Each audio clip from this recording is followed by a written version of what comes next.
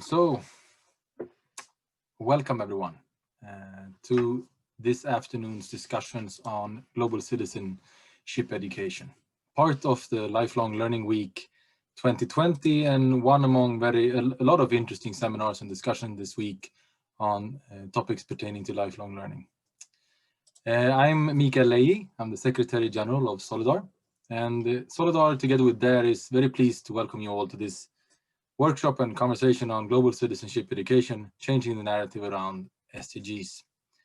And before we start, and depending to perhaps also meet the needs and curiosity of some of our listeners and viewers right now, to just go back and remind ourselves what global citizenship education is as part of the UNESCO's policy and reform proposals and programs, so to anchor the discussions and conversations today. So very briefly, the UNESCO defines global citizenship education as its response to the ongoing challenges with relation to human rights, inequalities, and poverty that are persisting in the world and that is expressed in the global Sustainable Development Goals.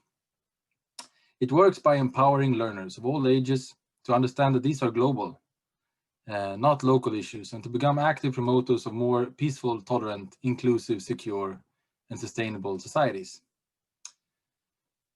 So this is what we're going to talk about today. And we have a very excellent panel with us for today's conversations. First, I'm going to give the floor to Brekena Humaki. I'm sorry, Brekena, if I failed.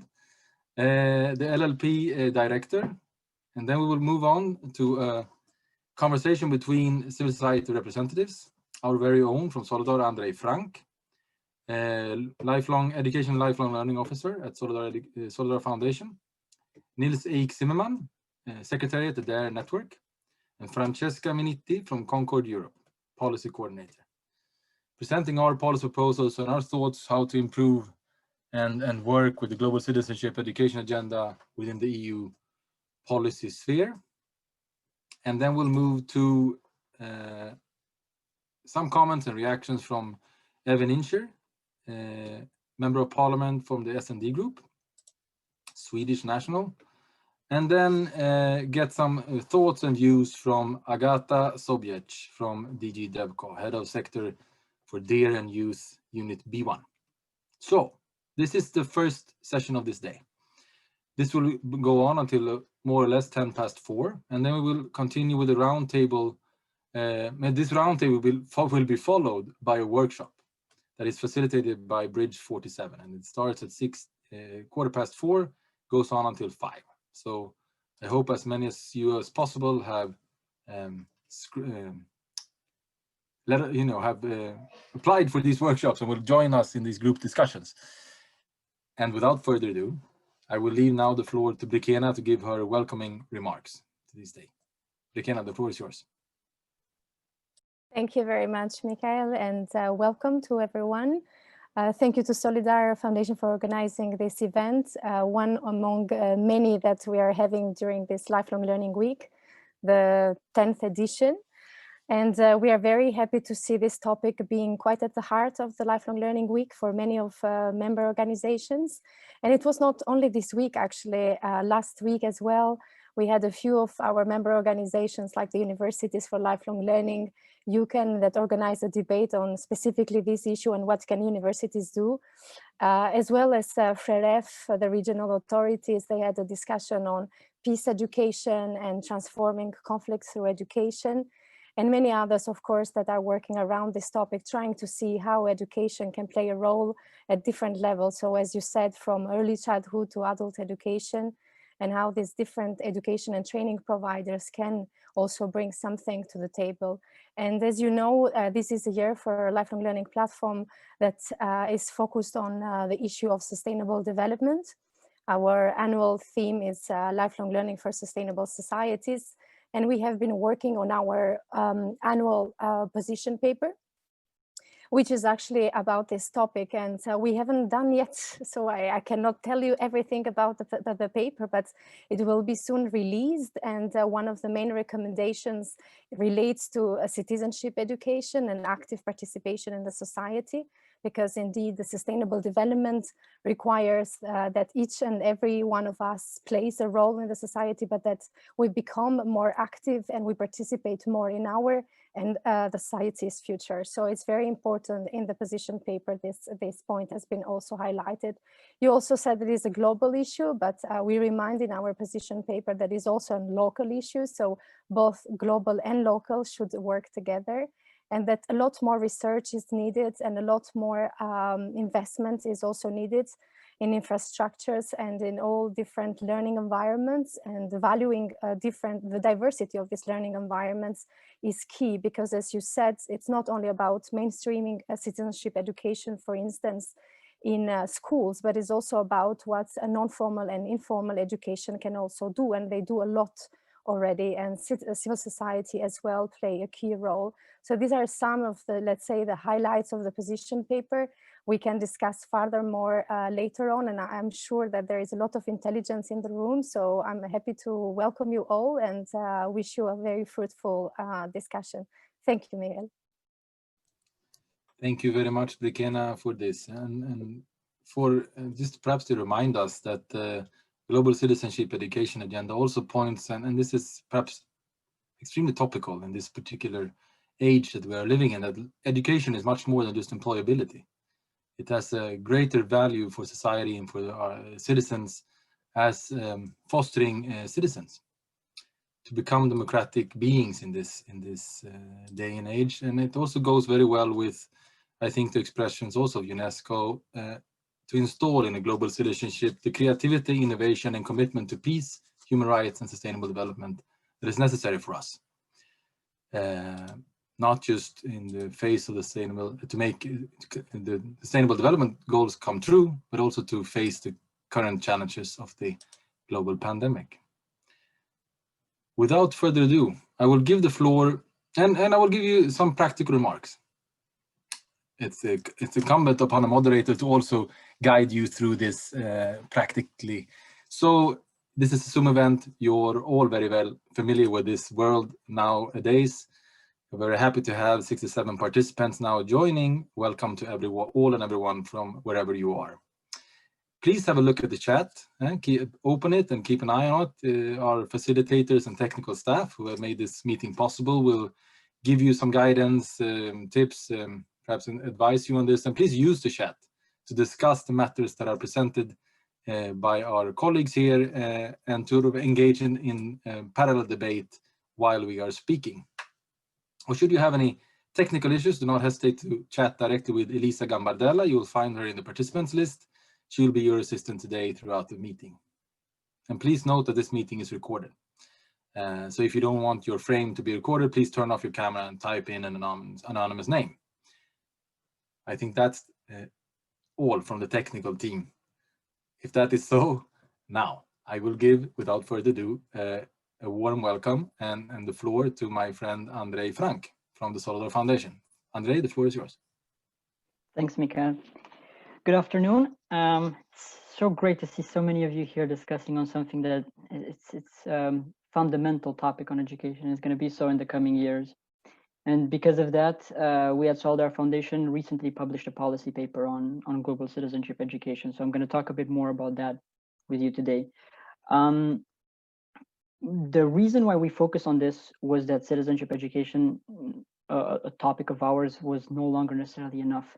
There's a global component that is being neglected many times now, as borders are becoming so porous and the world is becoming so hyper-globalized, and it is unfortunate. Is based on the latest PISA results related to global competencies, almost 70%, only almost 70% of pupils are aware of public health issues such as pandemics, and this research was done before COVID hit. Then the academic achievement gaps between migrant background pupils and native pupils is significant, with the widest being in Germany of 40%. And these point towards issues that we're having regarding how education is not preparing learners for the upcoming challenges. So then with our research, we wanted to see how GCE is present in formal education in Europe, starting from formal education because it is a main point of contact for many learners. Then we wanted to look a bit more at policymaking in general on GCE, but also on what the role of non-formal and informal education providers is. And we looked into Germany, France, North Macedonia, Serbia, and Spain for this policy paper. Then we've extended our research on other countries, and this will be published, further research will be published next year with our Citizenship and Lifelong Learning Monitor. But for the countries that we studied so far, the definition that we kind of reached on based on our cooperation with our members who have supported us in this process was that GCE is political education on a global scale that develops a sense of belonging to the global community, and that also promotes an active role in society for learners to contribute to a peaceful and just world in which ecological resources are preserved. And the key word here is global. These global issues are permeating our life at all points, and therefore GCE cannot be limited only to formal education. Lifelong and life-wide learning are the key words when we prepare learners to be active citizens in a globalized world. And that's why we're in the LLL week discussing about this. But before I move into this lifelong aspect of it, the focus on formal education revealed that the part that formal education has to play into this is not yet sufficiently met, because if present in school curriculum, this topic is many times falling through the cracks. It is cross-curricular, and it should be like this given its importance for all the subjects, but it's focused on knowledge transmission rather than competence building.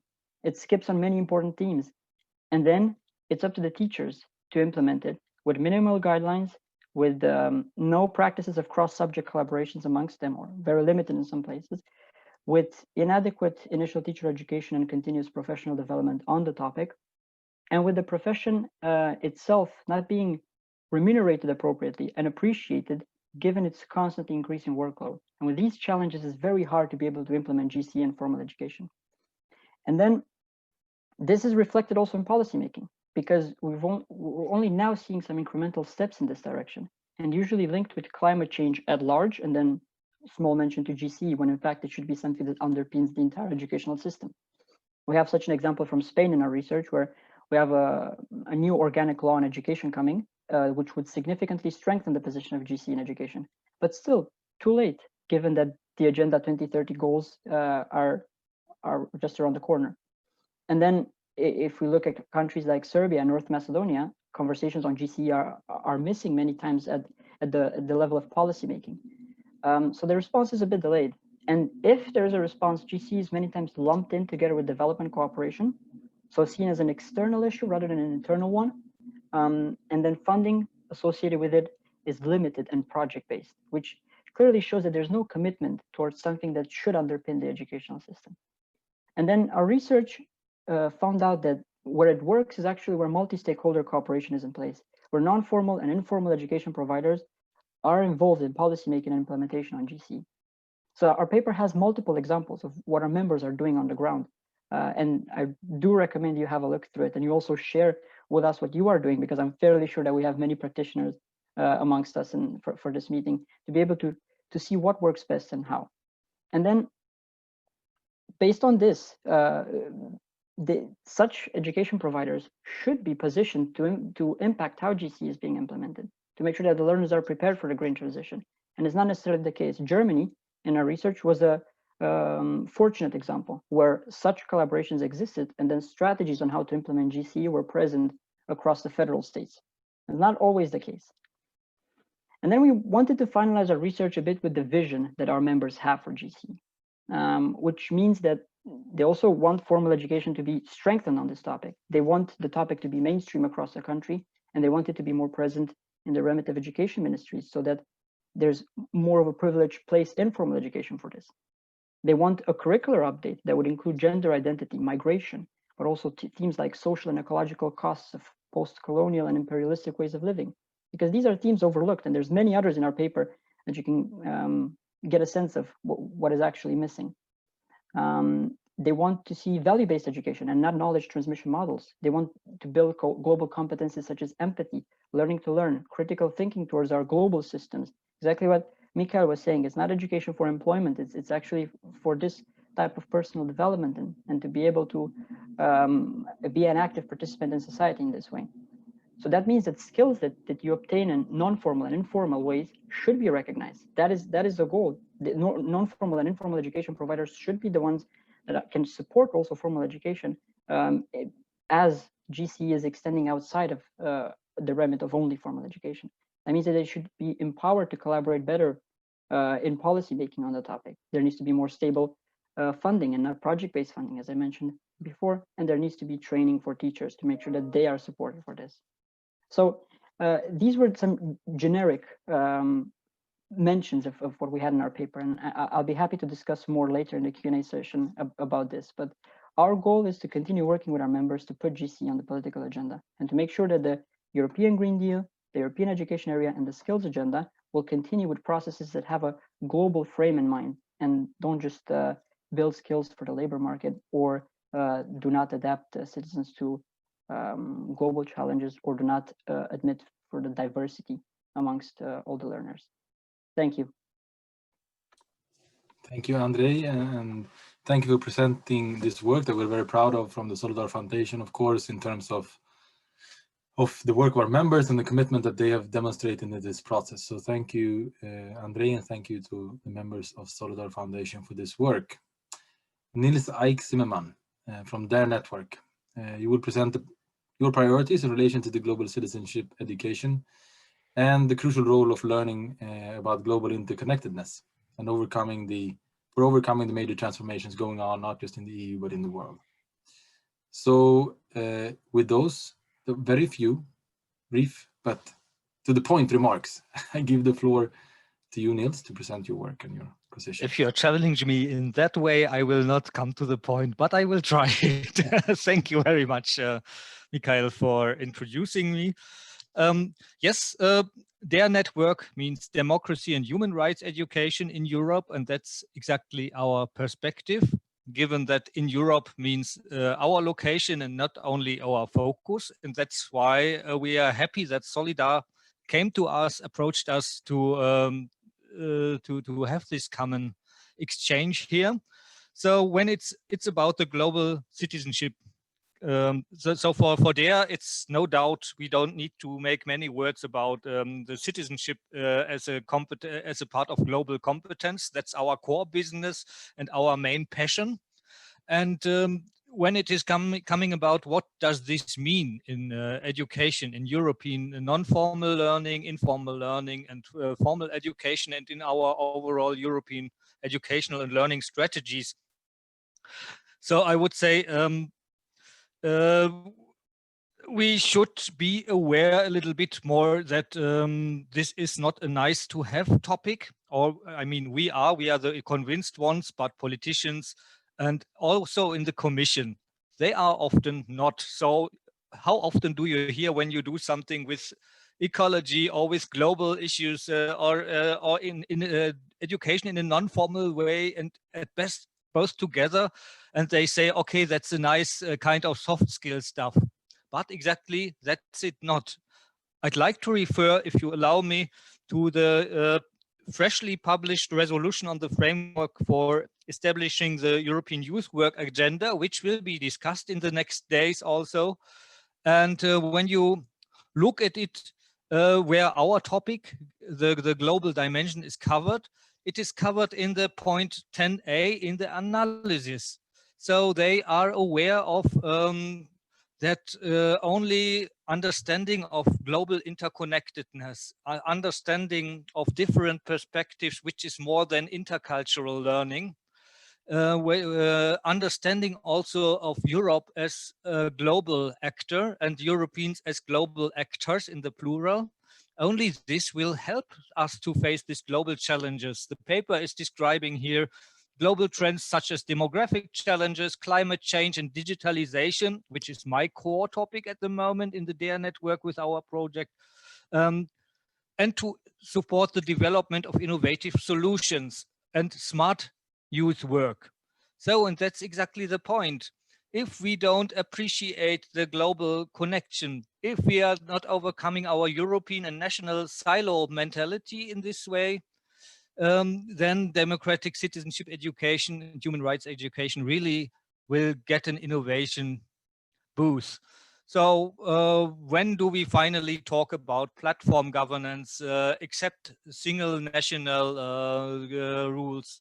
When do we exactly discuss in deeply how to proceed with the Paris climate decision. When do we finally talk about all the other issues, global value change and global fairness, and what this has to do with European the European single market strategy?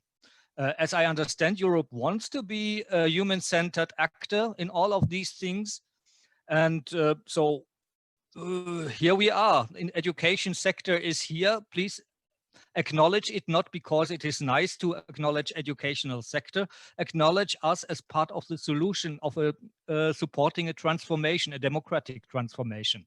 Thank you.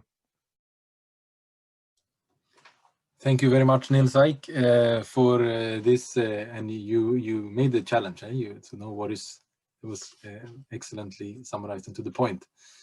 And now I leave the floor to Francesca Menitti from CONCORD Europe, who will speak a little bit about the global citizenship education in the area of the pandemic. Very happy to have you with us, Francesca, and the floor is yours. Thank you very much. Thank you, Solidar and Lifelong Learning Platform, for inviting me to the Lifelong Learning Week. It's always a pleasure to be with you. Is it possible for me to share, if I share my screen? So you see, I prepared very few slides. So it says host disable screen sharing. So I don't know if this can be possible. Go ahead, try now, Francesca. Should I try again? Okay. So it's just a visual support, and I hope you'll be able to follow a little bit my presentation. So I like the fact that in the title, there was in some places challenging the narrative around the SDGs or changing the narrative. I think it's both. It should be both, and not only, you know, changing, but also challenging. Why the global citizenship education community is there? It's because we can challenge the sector we are working within. My name is Francesca Menitti. I'm Policy and Advocacy Coordinator at CONCORD Europe. And what is CONCORD? CONCORD is the European Confederation of Relief and Development NGOs. We have within our membership about 60 organizations. Many of them are based in all the member states of the European Union. And then we have big international NGOs, mainly working on development policies, but also on development education awareness raising and global citizenship education. So this is part of our strategy, multi-annual strategy, and one of the key portfolios of CONCORD is working with our members at the EU level on global citizenship education. I thought about, trying to connect global citizenship education and the post-pandemic period, the challenges that we are all facing at the moment, because we felt within CONCORD that this is giving us a huge opportunity to make the case for global citizenship education and to really claim the space at the EU level for such a topic, such a thematic, and for the work that we are all doing as civil society organization in Europe and outside Europe. Why we need a global citizenship education perspective? Because we can really see the current world with different eyes, with different lenses. Those are, let's say, slogans that we used also during the European Parliament elections last year. And we really felt that global citizenship education can really help, in particular, civil society organization to make the case and connect the work they do and the citizens. So really bringing the European context much closer to the life, the normal life of people, of citizens in Europe and abroad. Global citizenship education is key because if you have people that are more informed about the world they live in, they can also make better choices and they can contribute to changing the world and have a positive impact in it.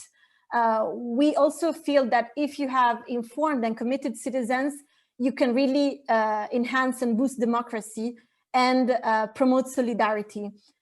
Investing in global citizenship education for the CONCORD members, but also for our partners like the Lifelong Learning Platform, really is a win-win, because brings a strong focus on solidarity and equality, and also on a leave no one behind approach. I'm sure you mentioned the Sustainable Development Goals already. Global citizenship education can really be the way to achieve the Sustainable Development Goals, and to have the European citizens and global citizens at the center of the, this process, achieving the SDGs. I wanted also to tell you a little bit what is happening at the EU level, why it's so important to talk, discuss, and make the case for global citizenship education. We need enough recognition. We need political support. We need policies, dedicated policies to GCE, and as also Andrei was saying, also adequate funding. Why? Because especially in the past years, we felt that development education awareness raising before now global citizenship education, because they are referring to educational policies, they were never felt as a proper European competence. So we need to actually really create the policy field at the EU level, where we can be active as civil society organizations, as practitioners, as teachers, as development NGOs, as CONCORD is representing development NGOs. It's not anymore the time to say education is not an EU shared competence.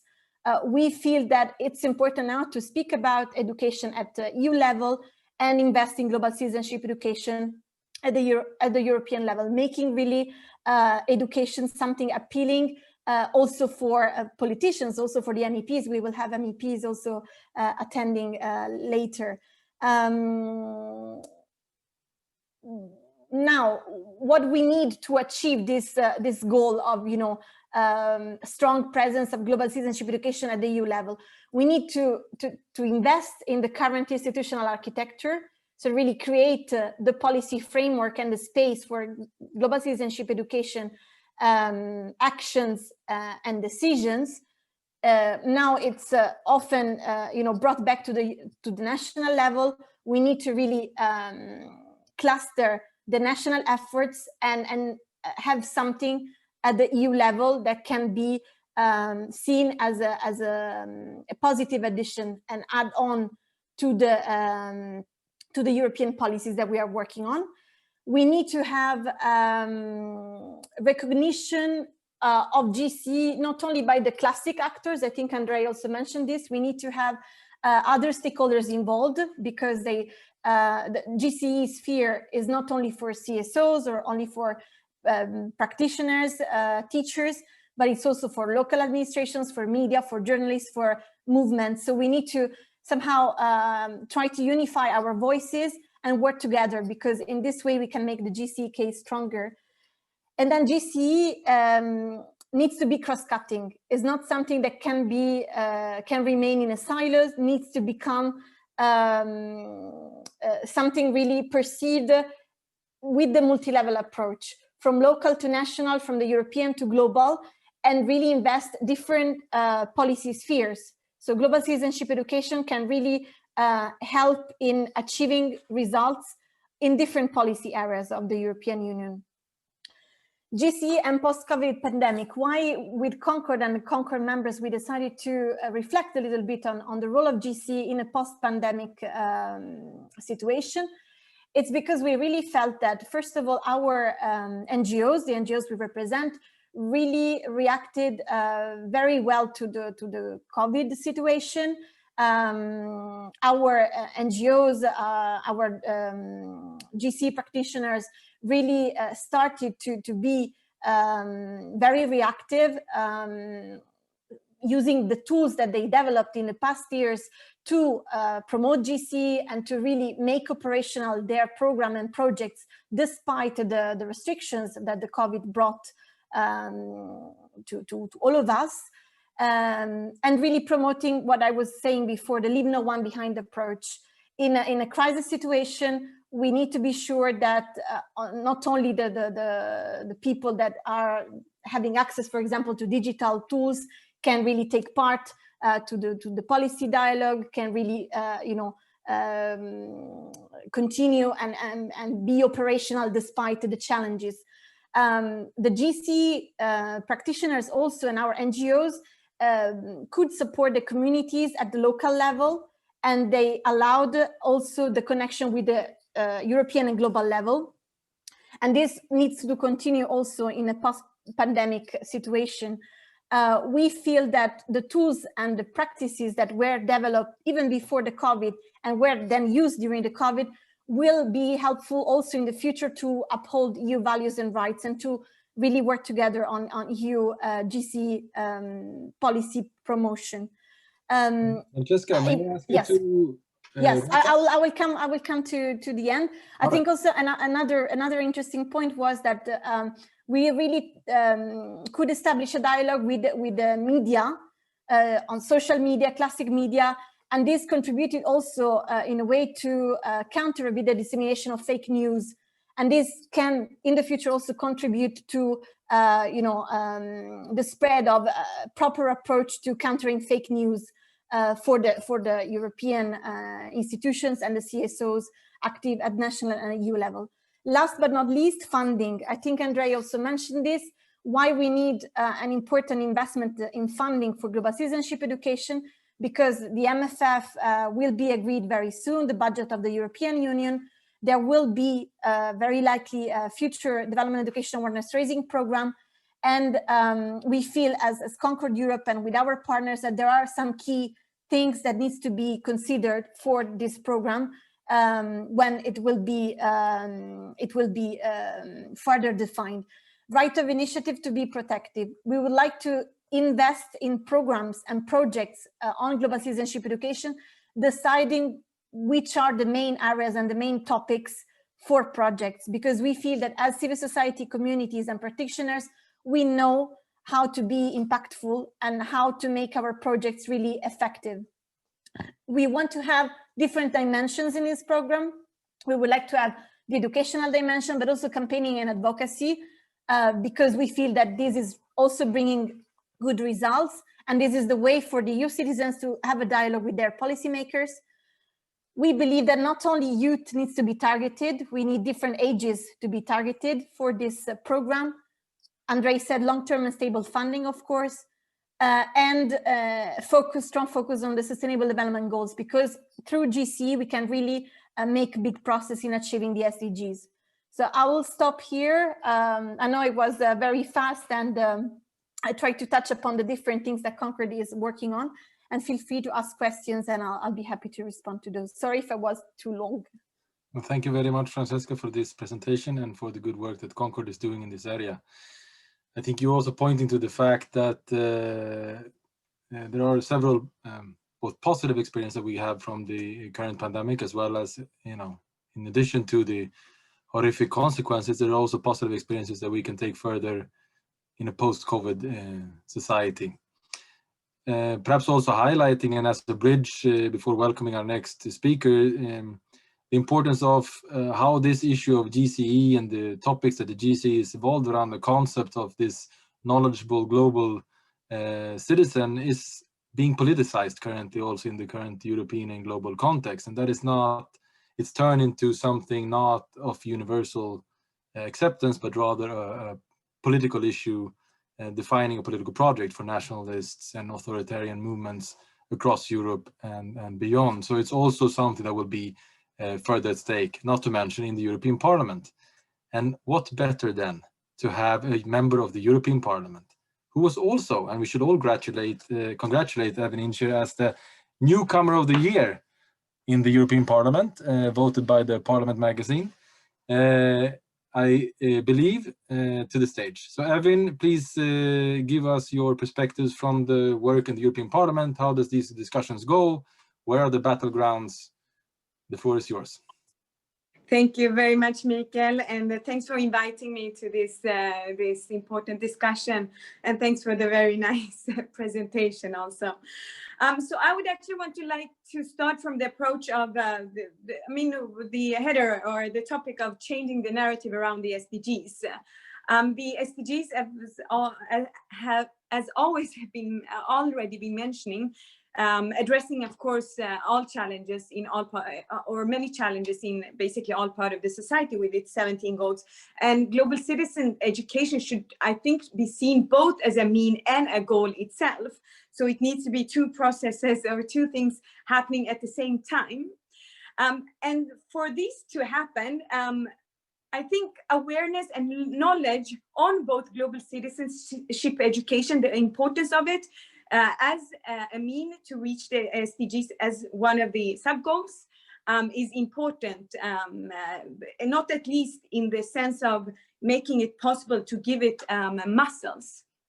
I had a discussion with the former Secretary General of Deputy Secretary General of UN, Jan Eliasson, a couple of 1-2 weeks ago on the content of SDGs, and he summarized it as the toolkit for humanity. And I think actually we need to be better on talking about both the SDGs, but also the global citizenship education as an important goals on saving the humanity.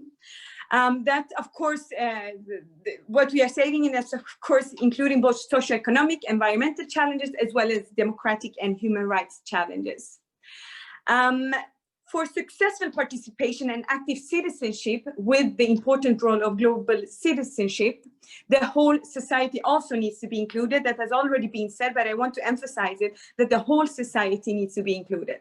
That includes formal, non-formal, and informal education.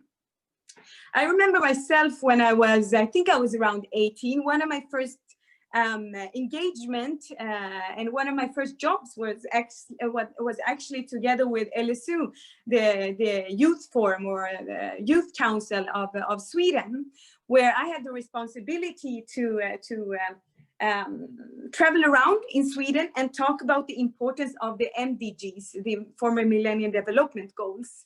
And I think those kind of ways of spreading awareness about both the importance of global citizenship education and the SDGs are of most important. I think, if I'm not wrongly, it was even EU-funded project. And I also agree, with one of the speakers that have said before that it cannot only be about project. It needs to be like something that is incorporated in the whole part of the society. It means both domestic policies, but also former policies. And I think to reach the importance of global citizens, so the feeling that we are a part of a bigger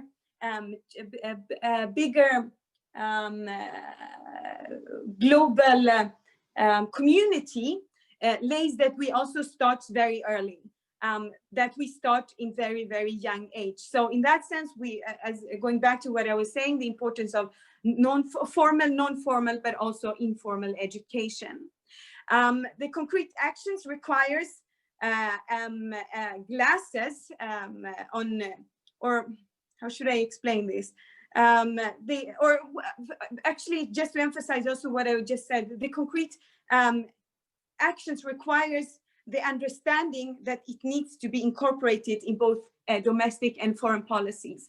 And when we're looking at what is happening in the European Parliament, and Mikael, you were also saying it in your introduction, the polarization within the Parliament and the view on how we challenge the challenges that we are, or that we are dealing with, the challenges that we are being faced with, there is a polarization in the sense of the center-right constantly, the center-right and more that the far-right is constantly trying to undermine the importance of tackling the challenges that we are today being faced with on a global level.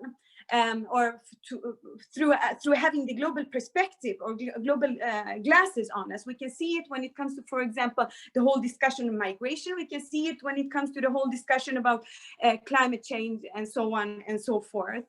And we also see the different views on the importance of global citizenship, also when it comes to the international cooperation and aid policies, where we see that the center-right and the far-right constantly are undermining the importance of international cooperation and aid through, for example, decreasing the fundings, through undermining the latest. What happened was that during the last session, they undermined the importance of development, international aid and cooperation in regards to the development policies or the development aid, yeah. So I think we have more and more challenging in connection to it that are appearing both on the EU level, but also on a national level. And we might, as I said in the beginning, to just conclude, is that the SDGs are essential here, and in regards to that we need to see the global citizenship education both as a mean and a goal. But we have only 10 years left to make sure to reach the SDGs and to implement them. And we might sometimes feel that, okay, 10 years, it's quite a lot, but time passes like this, and we know it. And we also know, as already been mentioned, that COVID-19 has unfortunately led to a backlash, or that we're going backwards when it comes to that. But the COVID-19 has also showed the importance of thinking globally and acting globally, and that the importance of global citizenship, or the feeling that we are a part of a global, community. Because in that lays also the understanding that what is happening in another country or there is also going to affect us here. We are not isolated islands. That means that what is happening in one part of the world would for sure affect the other part of the world. And as social democrats, I also think that another component in this is the keyword solidarity, that we must make sure to battle inequalities, injustice, regardless of where it happens in the world. But for those who of the political spectrum who might not embrace solidarity as much, they must at least see it with the glasses that we are not isolated islands. Whatever happening in one part of the world will affect us in another part of the world. In that sense, the importance of global citizenship education. And we will, of course, from the side of the SND, we are continuing to have it with us when it comes to both the foreign issues, but the domestic issues, and not at least when it comes to the discussions around the international cooperation and aid and the development committee. Thank you. Thank you, Evin, and thank you for this presentation. And I think, when, as you say, make no mistake that the far right and the authoritarian movement has learned the lessons of the importance of information and education. Hence the info wars, and hence the immediate attacks on popular education and general education initiatives when they come to power, very openly so. So this will be and continue to be an important area for both civil society and political progressive forces to join hands, of course. Thank you for the work that you do and for this presentation. Now, Agata Sobiech, I hope I pronounced your name not too bad. The floor is yours, representing the DEER DG DevCo and as head of the sector of DEER. And now everybody seems to agree that of the importance of investing in education. And we see its importance not just in the national recovery plans, and it's mentioning also in the MFF. The question also in the education will be how and what kind of education and for whom, because there's a tendency in times of crisis to focus on what supports and triggers economic development and employability, understandably so, but then disregarding other aspects of importance that this talk and this conference today is focused on. So what is your view from the DG employment perspective, and what can we learn from the DEER experience moving into the future in Europe? Agata, the floor is yours. Thanks, thank you. Just to clarify, it's not DG employment, it's development, and you will see that it's quite a big difference in what I'm going to say, but I'll come back to it. No, thank you. Thanks a lot for inviting me today. I think it's very timely, not only because of the consequences of the coronavirus that are being felt stronger and stronger, and many of you have already mentioned that, but also because it's precisely a moment where we are reflecting on the future EU multi-annual financial framework. So basically the funding for the next 7 years. And together with it also more closely to where I work also on the future of the development education and awareness raising program that we as DG DevCo fund.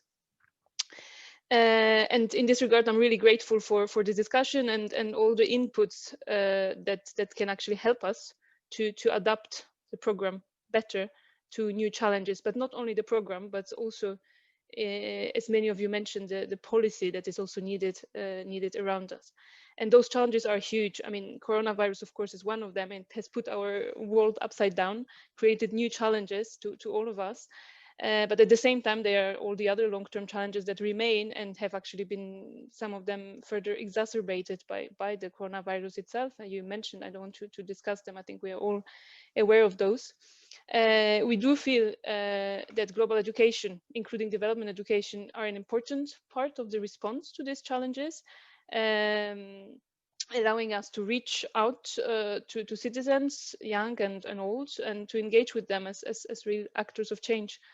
And DevCo has been implementing in the development education and awareness raising the DEAR program successfully since many years already. It's a pretty unique animal for us in DevCo. It's contrary to most of our programs, it's actually focused on the EU and targets European citizens, in particular youth, but not only. It aims at increasing the awareness and understanding of sustainable development, and also to support the active engagement of people to respond to global challenges in particular at local, but also at global levels. And we have also seen it as an important vehicle of promoting European values, such as equality and solidarity, which again is quite important in the context of what some of the previous speakers have mentioned. We can see that at least until 2018, there have been around 15 million Europeans that have been actually actively engaged in and supportive of the issues highlighted by the project supported by the program. And there have been quite a lot of good results. There have been changes in business and consumer behaviors, in local, national and international policies. Also in the formal and non-formal education curricula, teaching and learning, so that we can show quite a lot of good results. However, I mean, now when we are reflecting and about how to make it adapted better to the new challenges and to the current circumstances, there are quite a lot of questions that we ask ourselves, and I think they are actually relevant not only for the program but also for the global education in general. One of them is how to measure the results. How do we actually know that we really do what we aim to do? And in our case, increasing awareness and active engagement of EU citizens.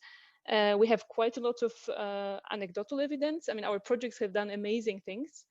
But can we show more? Because we know there is more that we've done. How to measure these changes in behavior and mindsets. Things are also, I mean, not immediately evident. They can take the changes can take many years. So that's one of the challenges, and you might understand that in the context of let's say programming and spending taxpayers' money, we have to really show that the program makes a difference to be able to actually have it. At the same time, we also have to balance, and I think it's also quite an issue, how to ensure that the implementing partners, so mainly the civil society and local authorities, have actually sufficient room for maneuver, and at the same time also not to put too much of administrative burden, which is already quite heavy, and I'm sure that many of you can speak hours about complicated procedures that we have. Another, I think, very important, and this was also mentioned, it's the multi-stakeholders approach. Again, there we feel we've done it already to some extent, but we feel we need to strengthen it, working with all the relevant stakeholders. And for me, this is really the way this is the only way you can actually have a lasting impact. Under the DEAR program, we have been bringing together CSOs, local authorities, public authorities, academia to discuss mainly the program. And I think we feel we would like to go beyond that and really try to facilitate discussions also on more related policy issues. But that brings me to a next point, and maybe even acknowledging that we have quite a lot of work to do also at home, meaning within the Commission. So we run at DigiDevCo, but there are also many other programs run by other services, Erasmus, for instance, but also programs under DigiJustice, for instance, and so on, and also climate change, trade, and so on. And we do all work on different aspects of the global citizenship education to some extent. But I do really think we need to do it more together and in a more coherent way. And I think that's also something that we definitely need to work on.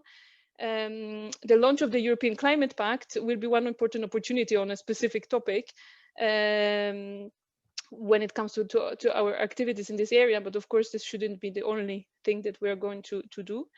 So that's something that we really have to work on. I think one of the good policy hooks that we have for that is recent Council conclusions on youth in external action, which actually mention global citizenship education as an important element of a comprehensive approach to youth in external action in particular. So that also gives us an important sort of impetus to work, of course, within the EU. That's something that has been missing quite a lot. We have been working a lot on here, but there also needs to work on global education, of course, outside of the EU, and we haven't been really doing it until now. We have been focusing when it comes in particular to the DEAR program in the EU, and when it comes to education outside, this is also what some of you have mentioned. This was very much focused on employability and this type of skills, which again, to be discussed, depends also on the country. But I think it's an interesting one. So just to conclude, as you know, we don't have yet agreement on this multi-annual financial framework. However, as I said, we have already started reflecting on the future of the DEAR program. And in this context, we launched a survey asking stakeholders for their opinions and ideas on a series of quite open-ended questions. So the survey will stay open until 11th of December. I can also put a link to it in the chat for those who have not yet received it. So yeah, I think with this publicity, I'll end here. Thank you. Thank you, and you should always make use of the platforms you're awarded to make some publicity. That's I think that's a standard recommendation. Thank you very much, Agata, for the presentation. Sorry for the mishap. It's when you have these many windows open and the slip of tongue. Very happy to have Debco with us. I wanted just to say that's been raised in the chat. So if you haven't seen it, yes, the presentations by the presenters will be sent to everyone who was registered for the seminar afterwards, and the recording will be uploaded on the LLLP's YouTube channel. Hard to say, so many L's in a row. YouTube channel, and we'll send you the link as well. So you will get both after these conversations. I will continue with a very specific question directed to you, Evin. So if you're there, turn on your camera, and then to a general question to my fellow panelists. So the general question goes, well, if you have any thoughts or remarks that you would like to raise based on your colleagues' presentations, you can think about that while I give a very specific question to Evin. Would you consider a possible way forward to put global citizenship education in the spotlight at the EU level and to try to advance in this policy coherence conversation that we've been talking about, to reach out to your colleagues, dedicated colleagues and MEPs in DEVE, ENVI, and CULT committees to work on an initiative and a report together on this particular topic? And if so, we would be, of course, happy to help you. But would that be a way forward, to join hands between committees on issues of transversal and global character, such as the GCE, you think? And if not, why? So a concrete answer. Yes, I think that would be important. I think both, the cooperation between party politics and the decision maker and the civil society is of most important. And I also think that we actually, are working with it quite a lot in different ways, but sometimes we are not even aware because many politicians maybe or decision makers is not naming it for what it is. So in that sense, I think it would be a good thing to do together also, and that would also put pressure on those in the parliament who today are actually undermining the possibility for a global citizenship education. It would challenge them also and put pressure to them to also take responsibility for it. And if they don't take responsibility, they would need to, as you asked me, if I say no, can you explain? But they would need to explain why they would not want to see work connected to global citizenship education. And that would also make the situation, or it will undress people basically in the sense of admitting color on what kind of societies we really want. Is it societies that together take the struggle against the common challenges we have on a regional and global level, or is it national tools that they prefer should be used to find solutions on the current challenges? So my answer is yes, Mika. I think it's a good idea. Thank you, Evan. And then I'll leave. I see all of you. So if you want to go give a remark, you can just raise your finger in the air. And then I'll give the floor to you as panelists, commenting your colleagues' presentations. Is there any comments from the fellow panelists on what has been said so far? Otherwise, I'll move ahead with another question that I will direct to all of you anyway.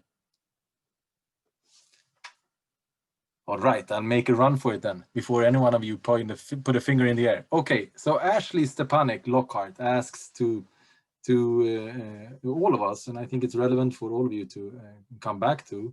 And I'd start with you, Agata, because I think this discussion also affects the work of the institutions as well, despite their non-political nature. So how can we open up a dialogue with members of the right in the spirit of the global citizenship education to understand and break down what may drive their fears of and towards immigration, the global society, this porous nature of borders that Andre was mentioning, and perhaps do that through a process of peer learning? How can we do that to better understand each other and how to achieve an acceptable social policy in this area for all? Are there any bridges to be sought here? How can we go about this? Agata, do you have any suggestions on this? Yeah, thanks. I mean, I think I can just give example of some of the projects, because I think that's something that is honestly best done at a very local level. Because I think people, when they locally get faced with, certain truth about their neighbors that they meet every day, or certain things that they read in local newspaper, it actually works better than if it's the EU, for instance, telling them something, and this is good, this is bad, and so on. So I think that's also what we have been trying to do with some of our projects. And one of the projects was about really working with journalists and how they depict issues like immigration in particular, but also minorities and so on. And trying to start from that, let's say, so really to make sure that what they say is fact-based, that what they say, they use their, that really pay attention to the language they use. And also we've been working with students, for instance, journalism students, they were really going locally and trying to do their work at the local level, including in countries, and actually the main implementing partner for this project was in one of the countries where that is currently blocking the discussions on the MFF. So, for instance, I mean, just to give you examples of type of projects we funded, and I think those are really the most effective. Thank you. One of the countries. Well, let's. Francesca, what do you think about this issue? How do we reach out across the line, if you will, the aisle? I would like to thank you for the question, Michael. I think within CONCORD, we have seen also working on the European Parliament election last year that what Agata said, going local is really the solution because especially our national platforms, the national platforms of CONCORD, they do interact with their political counterparts using different type of words and translating what is happening at the EU level into their national context. And this, let's say, the translation part really helps in bringing the EU bubble, the EU politics much closer and making it much simpler for citizens, but also for politicians that are not necessarily the ones that we used to talk with. So in a way, the global citizenship education can really be instrumental to do this translating part. So, going from the EU to the national and local level, and using a different type of language that it's not, filled with EU jargon, with acronyms or very complex policy terminologies, but really trying to invest into something that is simple, it's clear, and can really speak to different ages as well. Because one thing is having projects targeting, as we said before, youth in, I don't know, secondary schools, and one other thing is talking about the youth to other ages, other target groups. So I think this sensitivity comes with the GCE approach and is very much used by the global citizenship education, development education, and awareness raising practitioners. So I think we need to use the experience we have and make it useful to speak with the non-usual suspect. So also with the ones that are not necessarily the already convinced. So also the right or far right. Let's use our tool to translate our messages and find the way to engage, to start the dialogue at least. Thank you, Francesca. And as commercial goes, also highlighting that in the chat, there's also several links and publications put. So please access this there. And Ashley followed up on her question with a petition for research on this particular topic.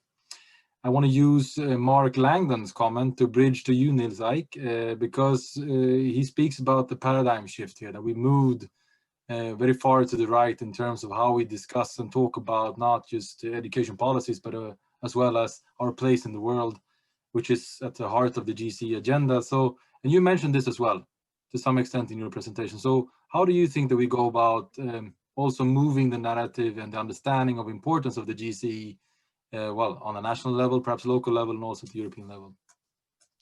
Yeah, thank you for this really tough question. So in general, I think, and coming back to Francesca, I think one of the challenges is local is fine, but is European structure prepared for it? For instance, with the existing themes, how we organize funding and grant making, I don't see that a Hungarian National Agency for Global Consciousness will really be effective. So just to bring one controversial example, maybe. So, and unless you are not able to support those local organizations and initiatives really dedicated to GCE, I think we need some smart European, a more Europeanized approach to that. And the other thing, coming back to Michael and trying to connect this, I think one challenge is that the educational discourses are disconnected from the current burning policy discourses. Look at the Digital Service Act. It has the potential to create a total different reality in Europe. It can be the commercialized reality, and not only about hate speech and so on, which we hear often now. It is about personal data. It's about human rights. It's about empowerment of citizens. It can be a real empowering thing. And I'm wondering why, also as part of an accompanying strategy, education is not foreseen here. Climate change and so on. Let us be aware that we as a sector, we have somehow the duty to serve the European way, which means to align our topics and also to the current discussions. But the EU should more have an interest to bring the sector in when it's about the when it's in a process of discussing real major things on a European level, which DSA is one of these things. The European global trade treaties is another thing. So let's bring our sector a little bit away from this empathic communication aspects. We have the tools I mean, politics and policy making should be aware that it needs a kind of response of citizens, and it needs a kind of critical mass of supporting citizens for progressive projects.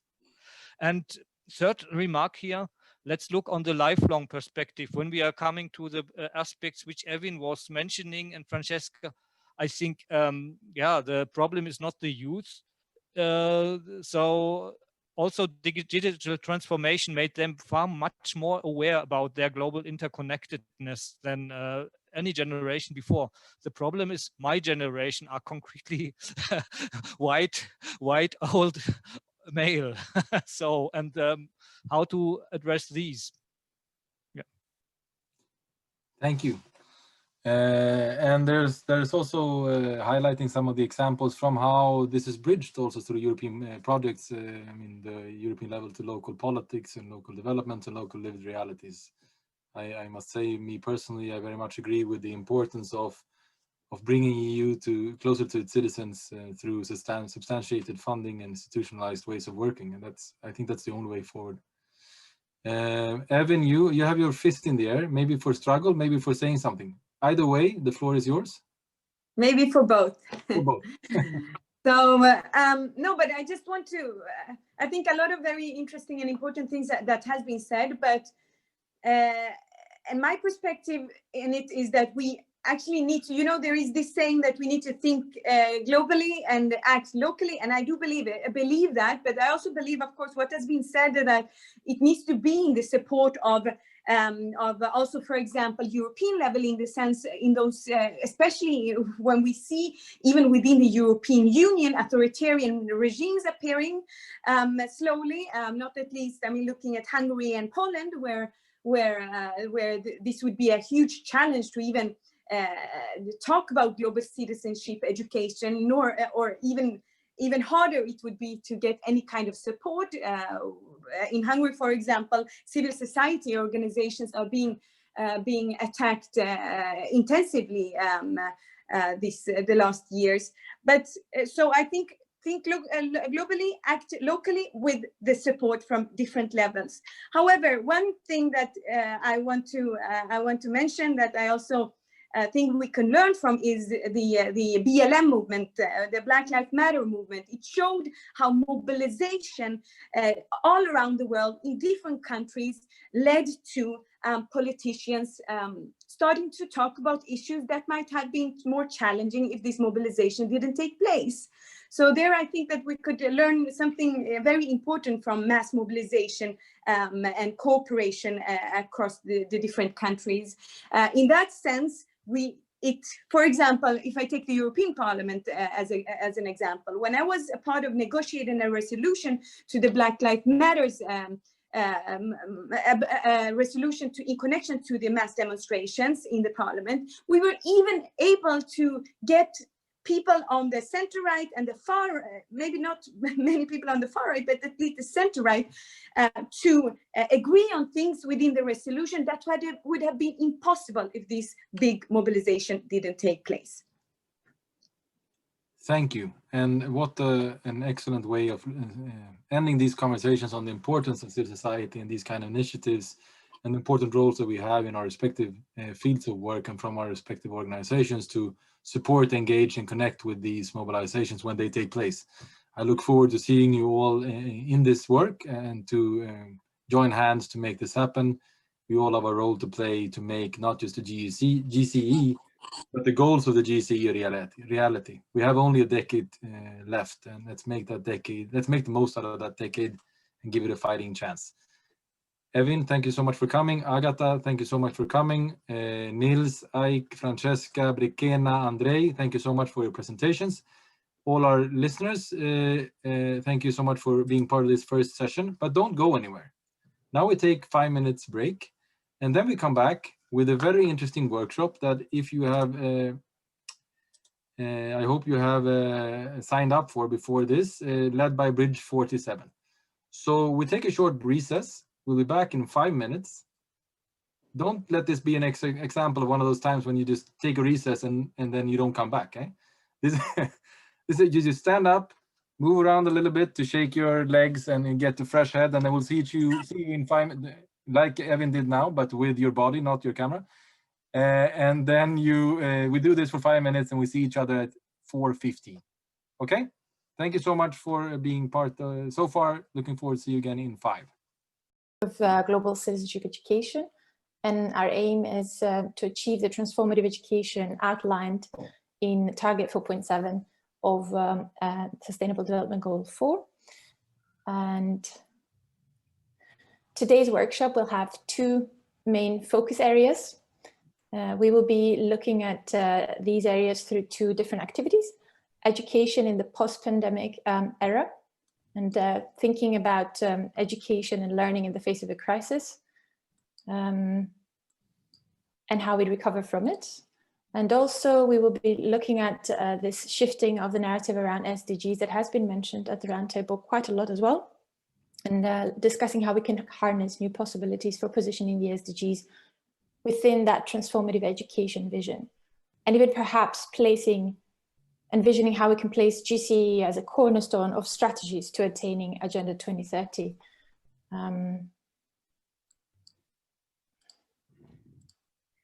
So without further ado, I'd like to start us off with just an activity that will get imagination going.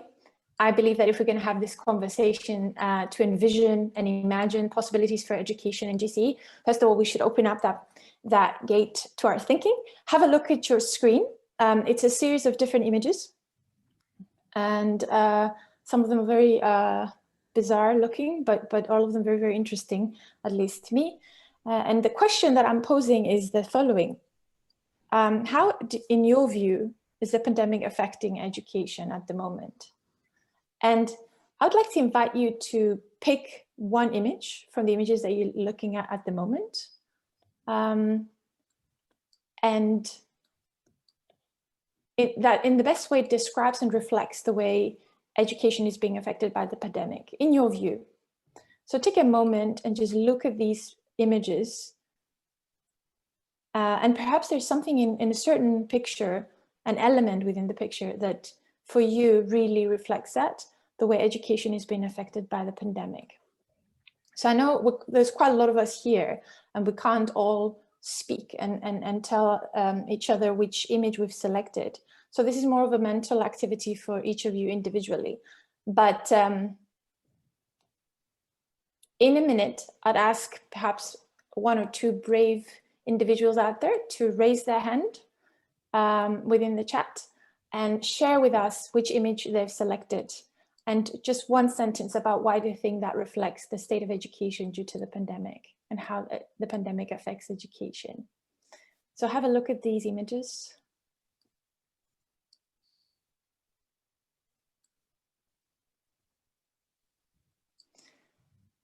And if you are ready, I invite you to raise a hand in the chat and just tell us which image so we know which one it is, and 1 very brief sentence about why you've chosen it and why you think it reflects the effect that the pandemic has in education.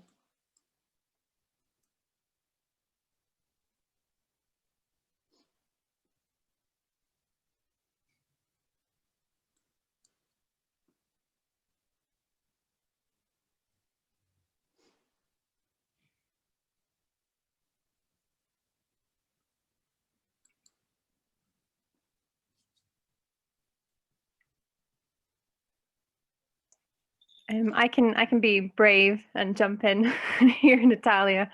But I think the image that most spoke to me on this topic was really the hourglass at the top, maybe for kind of obvious reasons. But I thought for a lot of young people, it's a really kind of pivotal transition point in their life.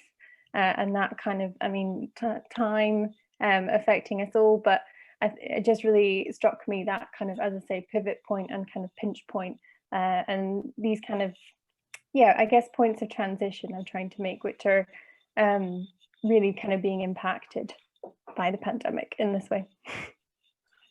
But I don't know if anyone else has anything they want to share. Yeah, so we've got Julie. Thank you, Eleanor, so much. We've got one more person raising their hand. Julie Ryan. Yes, hello everyone. I just the little boy or child walking with the candle in his head within yes, this one. So because I think this pandemic and the confinement that that occurs was a great time for introspection in the right hand, and in the other hand, some pupils may feel kind of lost without guidance, without teachers, and so that's this balance between the opportunity of having introspection and learning by himself or ourselves, and the lack of guidance. Thank you so much, Julie, for sharing that. And I see as well in the comments, Mark made a comment about the person reading the newspaper because they're ignoring the big picture. That's an interesting point, Mark. Anyone else would like to share? Sarah? Taking one more input from Sarah. Sarah, what do you think? Which one? Yes, I think probably for me in the top right-hand corner, the compass with no direction and the starry view. A little bit, I think so many of us feel we're not quite sure which direction we're going in, and some see, you know, some of the darkness and challenge, but there's also the bright light if you look for it, the stars, the points of positivity that we have had. And yeah, that's a little bit for me. Thank you so much, Sarah. And there's one more comment on the chat. Maria is saying the image with the masks resonates with her because we don't see the other's faces, but just through a screen. And that is a valid point, Maria. But hopefully this kind of opens up the possibilities for imagining and rethinking and envisioning education. And the next activity will be a little bit easier because we'll be working in smaller groups as well, and seeing each other's faces would be a bit more easy. So moving forward, in our first topic, education in the post-pandemic era. So what the COVID-19 pandemic has kind of placed to the forefront is a lot of vulnerabilities, injustices and inequalities, and they've been highlighted, both local, national, regional and global in nature. And some of these global inequalities and injustices cannot be tackled at national, need to be tackled at all levels. But it also kind of unveiled human resourcefulness and an extraordinary potential. And so what we need to be doing at the moment is committing to strengthening education as a common good, but also advancing global solidarity to end the current levels of inequality. And so the first question that we would be posing for the first activity is how can we reconstruct and reconceptualize an educational system or educational systems and values to support that pandemic recovery, but also advance global solidarity. And what we'll be doing is working in small breakout rooms and have that conversation with a smaller group, which is much easier and more engaging. So what I would like you to do is, let me just share with you my Jamboard. Second.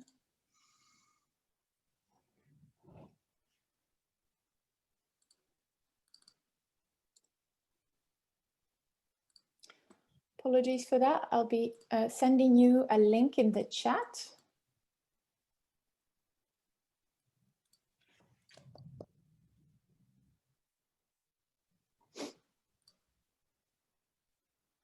So we will be using Jamboard.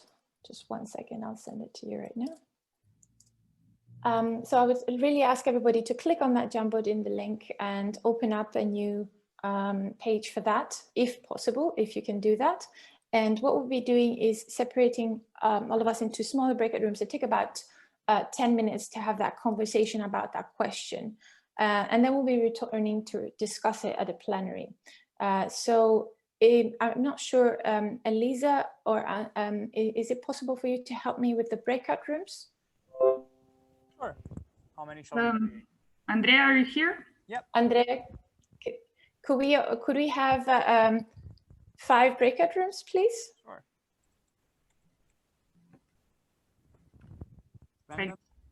So what we'd be doing is having these conversations in smaller groups. Please decide on one person to keep notes on Jamboard, to create sticky notes so that you can collect your thoughts and comments on the question. And also when we'll be returning to the plenary, you will be having one person decide amongst you about one person who will be sharing it, sharing all the information that you've written on your Jamboard with us, with the rest of the group. So let me just share my screen one more time so you can look at the Jamboard. This is the question: how can we construct and reconceptualize educational systems of values to support the pandemic recovery and advance global solidarity? So please jump on into the Jamboard. And when you're ready, Andrea, we can go into small breakout rooms. You are about to be assigned to your breakout rooms. See you back in plenary in how many minutes, Natalia? 10? 10 minutes. All right. Thank you. There you go.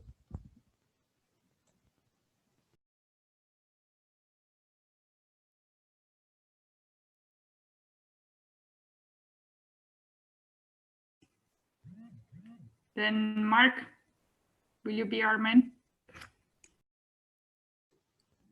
And you are slowly coming back to plenary. Hello, everyone. I hope you had a interesting, engaging conversations. I always prefer the smaller group discussions. It's much more kind of comfortable as well. So without further ado, I will be sharing my screen. So you will see all the notes that have been created by you. So we had 5 breakout rooms. I see different colors, and I assume these colors are from the same groups. There was a suggestion to name your group as well, as you see at the top here, but perhaps that was a little bit too far-fetched for you. So I group with the pink post-its. Do we have a speaker? You don't, but I did take notes, so I'm gonna bite the bullet then. All right, thanks, Andrika. Go ahead. We've noticed as a main challenge the issue of understanding diversity and uniqueness and making sure that customized and tailored training and education exists. And that's linked that in our conversation also with blending formal and non-formal education, and making sure that other forms of education are recognized, and the sectors are now working in silos so that diversity can be promoted, and then individual needs can be approached depending on the context and the needs of the learners. And then this would be a good way to advance global solidarity. In this way, we thought decolonial studies was mentioned, decolonializing studies in education was mentioned, but it is a difficult task to enter into education in this way.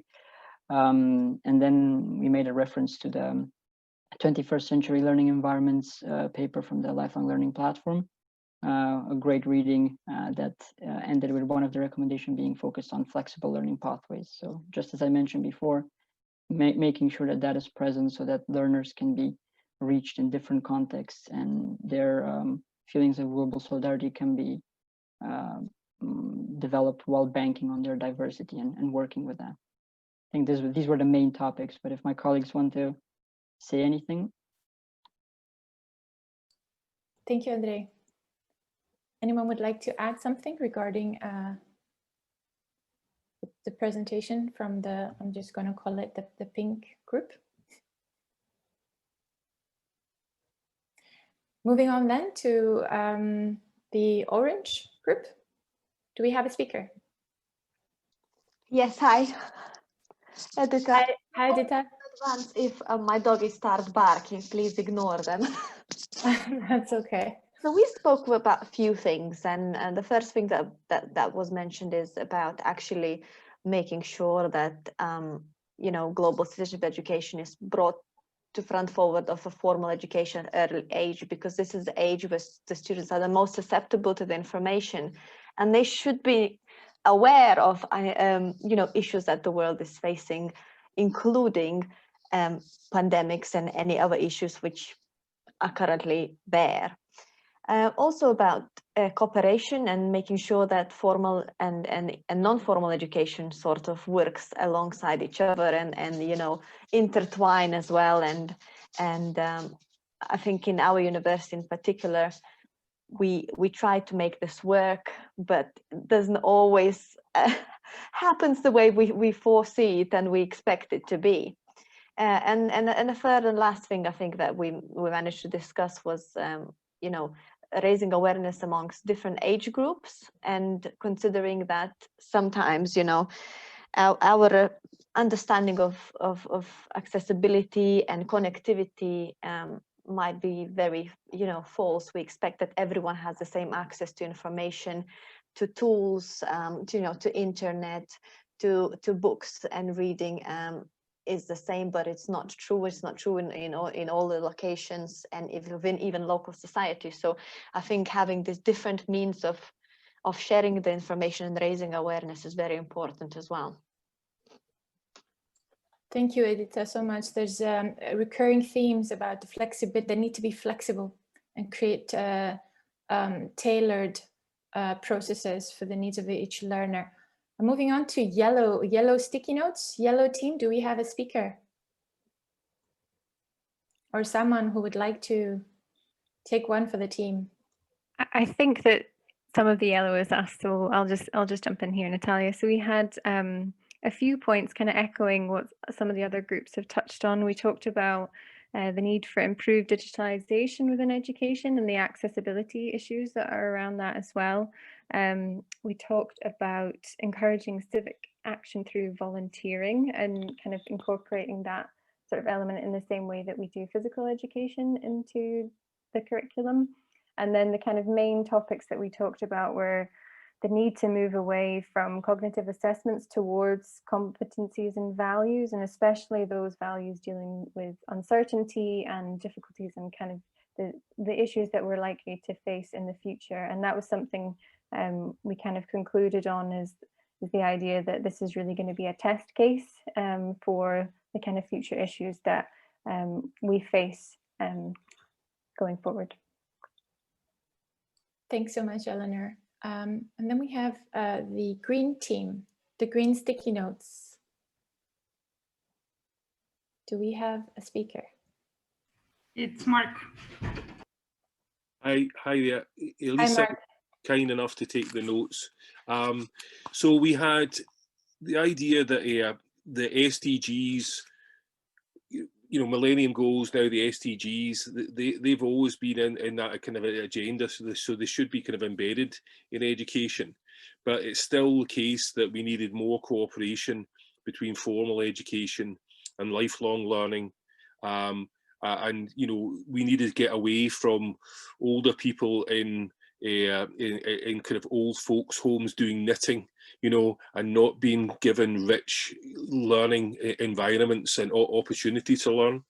We wanted the principle of community-driven education to be underpinning.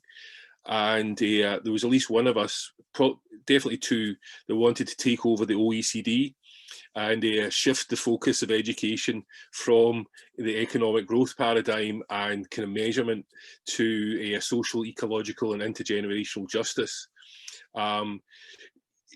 This is I'll share, I hope you've all seen this, my favourite document from Bridge 47, the Global Citizenship Education for Unknown Futures.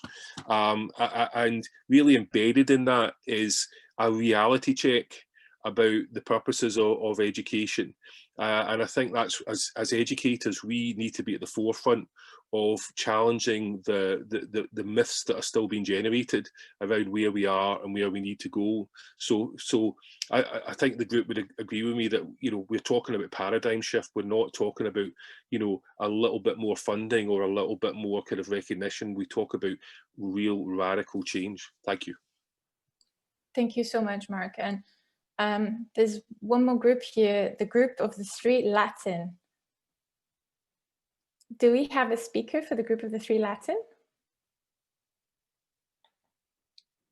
Well, if we don't have, I can candidate. In fact, we called the group like this because we were one Spaniard, one Italian, and one Romanian. That's lovely. Go ahead, yes, Claudia. Very little time to discuss, in fact, but I will report this because I was the main contributor, but I think, well, there was some sufficient consensus. What I was arguing, and we were then discussing, is that this is a big opportunity to destabilize, in a positive sense, all the rigidity that we have known in formal education system. This moment is characterized by the issue of citizenship education that is taking ground together with the climate change and the attention to sustainable development goals. We have the digital element, the digital transformation, and we have a new focus also from OECD that in the past was not particularly known for its attention on the social elements, from professionalization to socialization and individual development. So all the block of transversal competencies is getting ground, and this is an extremely good element because it allows to destabilize also the evaluation system that we are used to have in schools, and offers the opportunity to collaborate much more with the informal sector. All of this is a big revolution in education, probably the biggest that we have seen in 1 century. But in order to make it happen, one of the points on which we were, 2 points on which we were in agreement was start with teachers' education and recruitment, including diversity in recruitment. And the second is act locally, creating ecosystems of local experimentation as soon as possible. Now the European policies are supporting it. Even OECD is saying that this is important. It introduced the transformative and the responsibility and the dilemma element in its Education 2030 framework. So it's really the moment to unite forces and maybe we can succeed this time to open some breach into the monolithic education system that are characterizing at least our Southern Europe systems, I could say. Thank you so much, Claudia. And taking also really the last note there, that this is a moment to come together and to work together. I'm aware that we are running a little bit, stretching our time. So I will move forward to our next activity. Am I still sharing my screen? 1 second.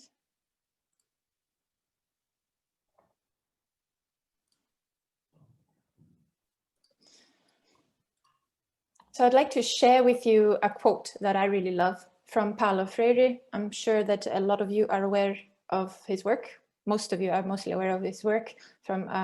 This is from Pedagogy of the Oppressed. Education either functions as an instrument which is used to facilitate integration of the younger generation into the logic of the present system and bring about conformity, or it becomes the practice of freedom, the means by which men and women deal critically and creatively with reality and discover how to participate in the transformation of their world.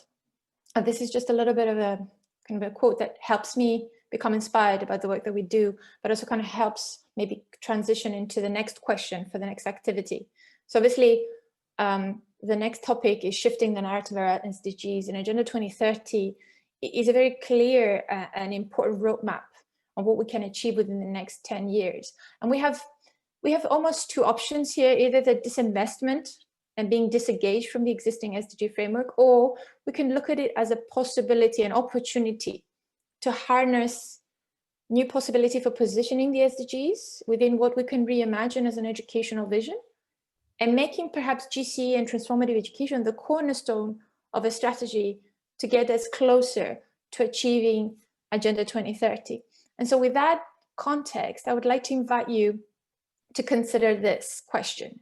When we look at Agenda 2030 through a strategy that has GCE and transformative education at its core, what changes and in what ways? And how does that shift the narrative around SDGs? So a lot of these topics and things have been touched during the roundtable discussion as well, which is really helpful for us to have an individual sharing and note-taking. So instead of working in small groups, and I know that we don't have a lot of time left, I'd like to open the floor for plenary discussion, but also there is a Jamboard link. So let me share that with you. If there's anyone who would like to write on the Jamboard the notes, I will be sharing that with you. I'll be just sharing the Jamboard so you can see what people are writing, but also I'm opening it up to whoever would like to discuss this question. Here's a Jamboard link. Sorry, I just sent it only to Elisa, apologies. So here's the Jamboard link, and I'm also going to be sharing it for everyone.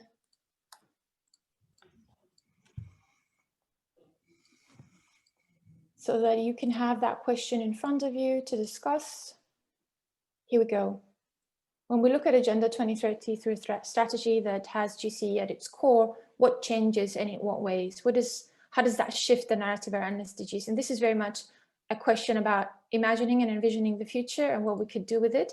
So feel free to raise your hand or unmute yourself to share your thoughts with it. And we can also make post-its. I can contribute by writing it down, or you can do it yourself.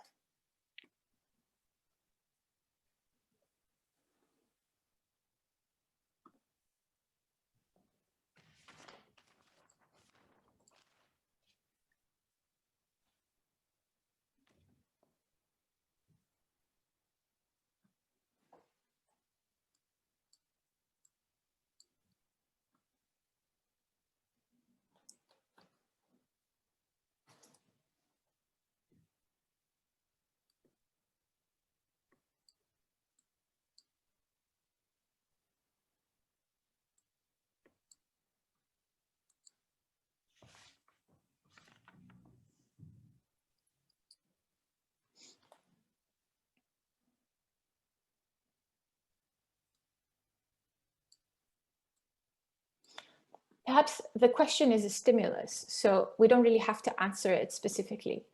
Perhaps, however, it creates other questions that you would like to share with the group.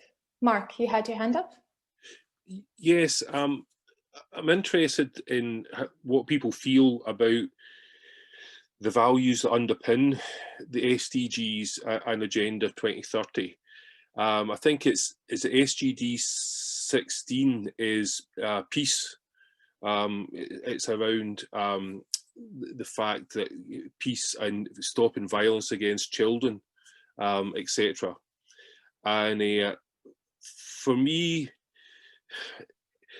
what doesn't seem to be accepted in many ways is the logic that runs through the SDGs, and why education, as a beautifully put in the quote that you gave from Paulo Freire, that kind of transition is, are we trying to keep people in a status quo, or have we a vision of the kind of world and the kind of society, not just that we want, but that we need? There's a woman called Helen Copina who writes a lot about environmental education, but also about humans being at the heart, where as fact, why are humans seen to be more important than other parts of the natural world? And this kind of, there's a thing called the epistemological error, which is where we see ourselves as separate from nature. And I think that these are very, very fundamental values, and some might describe them as ideologies. But we see there's a very clear battle at the moment. Hungary, Poland, trying to stop the EU from passing its budget. So it's very in our face, these arguments, and it's just, how do we, I think it's Bishop Desmond Tutu would talk about in the condition of the oppressor and the oppressed, there is no neutrality. If you're not on the side of the oppressed, you're on the side of the oppressor.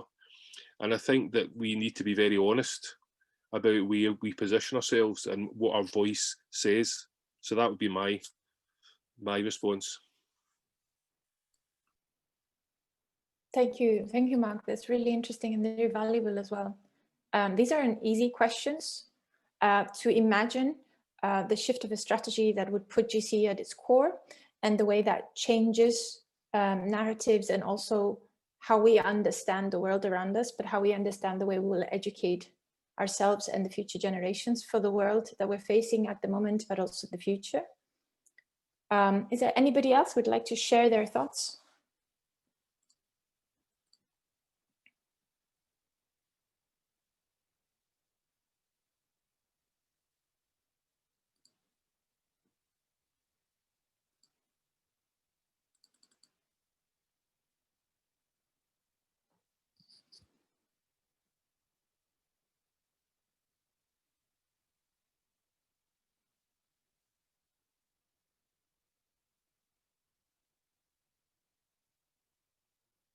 Patricia. Hi, so I don't have like an answer, but what I think could happen if the GCE and the transformative education would be at the core of Agenda 2030, seen as being at the core, I think it would change the way of how we are perceiving the SDGs and the ways that we would try to implement things. I think if you have these goggles or GCE goggles on and you look at the sustainable development goals, it's like that you see deeper picture and deeper connection between SDGs, and you're not confined within the each SDG as a separate, but you can see this because this is in our blood when we're talking GCE, it's all interconnected. So it's the same, we see this interconnection also within the SDGs. So I think in a way it would, if that would be the case, if these goggles were on also for other people, they will see this, how important it is to address the SDGs as a whole. So that's why I really compliment what was already said in the first part of the session, that GCE has to be seen as the end game and also the tool to get to the end game. So it has kind of a dual role. So I think that in a way, if you put the GCE goggles on, you see, like, you know, when in some Matrix style movies, when you see deeper things or, you know, insights, connections. I think that would be the case. Thanks, Patricia. That's actually how I would describe it as well, like a lens or goggles through which we can look at, kind of revisit Agenda 2030. That's exactly how I would look at it as well. Any other thoughts, being aware that we've just stepped into the 2 minutes out of our time frame? Is there any other thought around generally how GCE can become that tool, that lens into shifting our narrative around Agenda 2030, or any concerns about it in the future?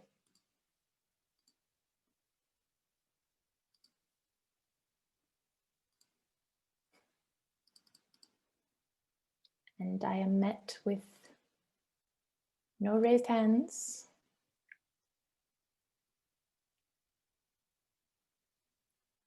Mark